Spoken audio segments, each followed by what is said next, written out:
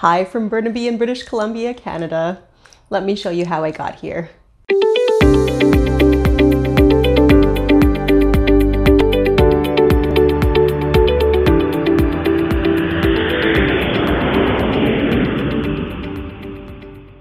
Welcome to our home here in Burnaby, Canada. If you're new to our channel, welcome. My name is Geraldine Sangalang.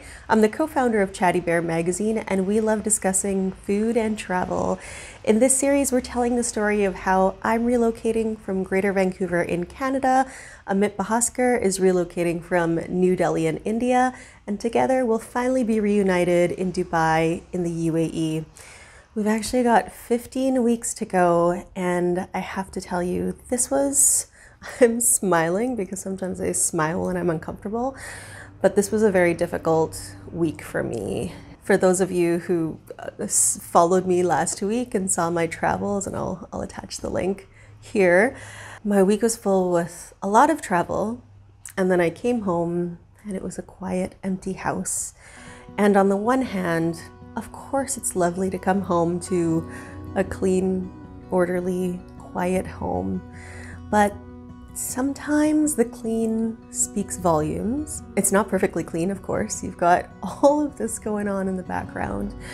And for anyone who's ever experienced having not only a long-distance relationship, but a long-term, long-distance relationship where you've been apart for more than a number of months, more than a year, more than a couple of years, it's devastating when you come home and you have that eventual reminder that they're still not here and you're still working towards being together.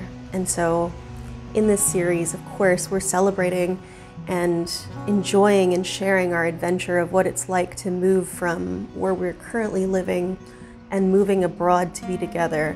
But the deep crux of it, the reason why it's happening, is because we've been apart for so long.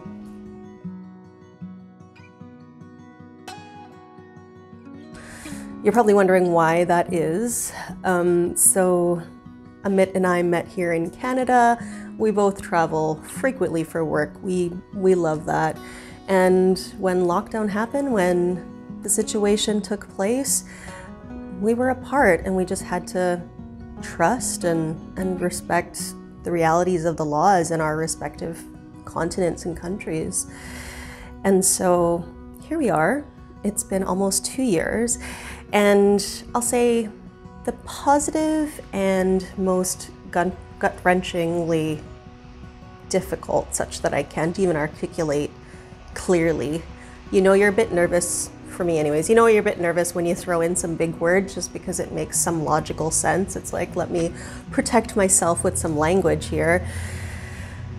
The good and the bad is that Amit has had a permanent residency application submitted with the federal government of Canada since September 2020. And now we are in June 2022. So September 2022, which is not that far away. It's a little beyond or a little less than my 15-week countdown. That's 2 years that we've been waiting for this application to be completed. On our end, there's been no delay of submitting documentation, quite evasive documentation, and understandably so, I must convince myself. And of course, the application fee, which is not small.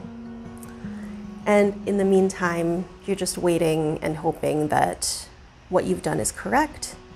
You're hoping and waiting that your understanding of the process is correct, because the reality is there's really no one to ask questions to. You can ask questions to folks who are consultants and ask for their advice. You can work with lawyers, and we certainly have and do. But that doesn't change the fact that your application is still floating where it is hopefully supposed to be floating and moving towards where it needs to be to near completion. So yeah, it was a difficult week.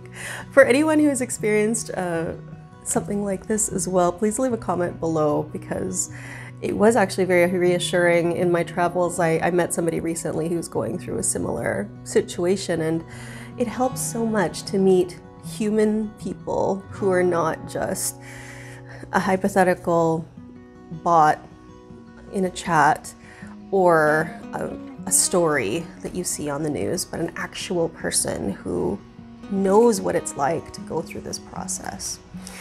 So yes, it was a difficult week for me. It was actually quite beautiful for the majority of the week, really warm. It finally feels like spring here, so it was such a pleasure just to go for a walk, pick up some coffee, use a gift card that I'd been holding on to for so long, and just enjoy the neighborhood.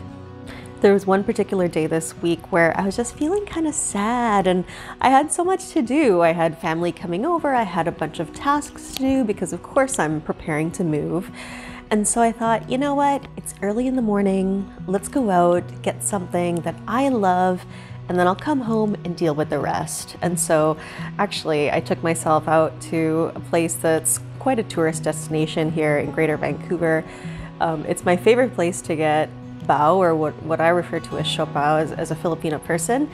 And so, yeah, I went to Newtown Bakery, which is a place traditionally on Kiefer in Chinatown, and I love it there. For me, it's the scent and the flavors of home, and usually a place I actually only go to when I've got folks like people visiting me from out of town who just need to experience it. But I can tell you, as somebody who's born in Winnipeg, somebody who visits Winnipeg often, if I'm on a plane to Winnipeg, I'm not leaving without my siopao. So it felt really good to realize, you know what, I love this place. It's not far from my home. Let's go pick up what I like, pick up some stuff for others, and then enjoy the day. So that really helped me out. There's something about being at home and using scissors to open these bakery boxes that kind of makes it feel like I'm cheating, but what can you do? And here are the beautiful siopao. I got some vegetarian ones for the first time, asado, which is pork, and chicken, which is wonderful if you've never tried that before. Siopao are steamed savory buns. So if you pick up items from Newtown Bakery which are not siopao or steamed buns, you're gonna get a second package. And so that's what I'm opening right now. You're gonna see that I picked up some of my favorites. So I've got some pineapple buns like this, some coconut buns, and then these prawn pockets, which are my brother's favorite. On the outside, they're super crispy and light, and on the inside, it's luscious prawn. I'm so glad I went out, took a moment, and picked out the things that I loved, and best of all, I was able to share it with my family. Things I love that I won't be able to access once I'm overseas. This week I also took the time to wander into my favorite small market in the neighborhood. I love exploring this place because I suspect, as an older place, a place that's been around for quite some time and is still quite small, I still like to believe it's family owned, and I suspect they grow some of their own produce, because you can just tell from the odds and ends that there's some things that might have been grown locally, which is a good thing, my goodness. And I love the plants here. All of their seedlings are adorable.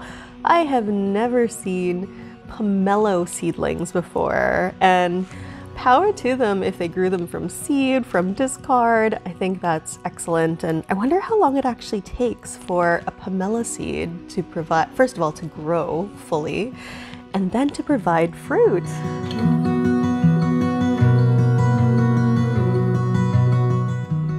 The best thing that I did for myself this week was really listen to what I needed and what I wanted, because really what I needed was just space and time. Of course, yes, I wanted beautiful food, I wanted to get some good coffee, but at the end of the day, what I wanted was to be able to hear my own thoughts and enjoy the space that I know I'm going to say goodbye to for some period of time, who knows how long, and in the meantime, be here to enjoy it. I can talk to you all about all the things I'm letting go of physically, in terms of clothing, in terms of furniture, but allowing myself the indulgence of enjoying what's here, what I already have and have had for quite some time. It's quite a special experience. And of course, I miss Amit dearly. The whole intention of going abroad is so that we can be together. But to have that time as an individual, just in the quiet of my own home, It's really special. I highly recommend it if you're going through a moment of just confusion, a lot of noise, a lot of thoughts swirling in your head. Allow yourself to know what you need. Sometimes you just need time.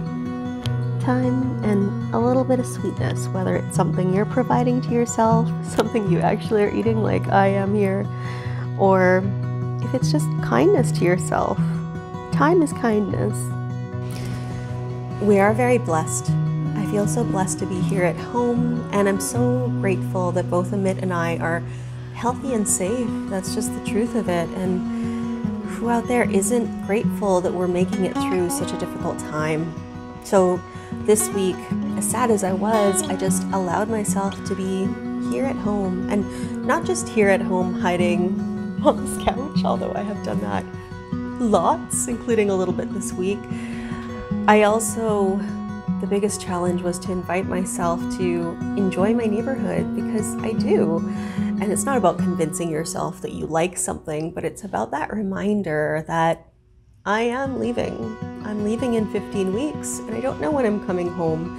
And so, as much as I love going out to a market and experiencing something new, tasting a fruit that I've never actually seen before, actually held in my hand, that's fresh and not frozen, something like that is so meaningful to me. But also to be in my neighborhood where I know where I can get delicious coffee, where I know I can just wander and pick out some really great books, or even just where I can see the ocean and not be surrounded by other people.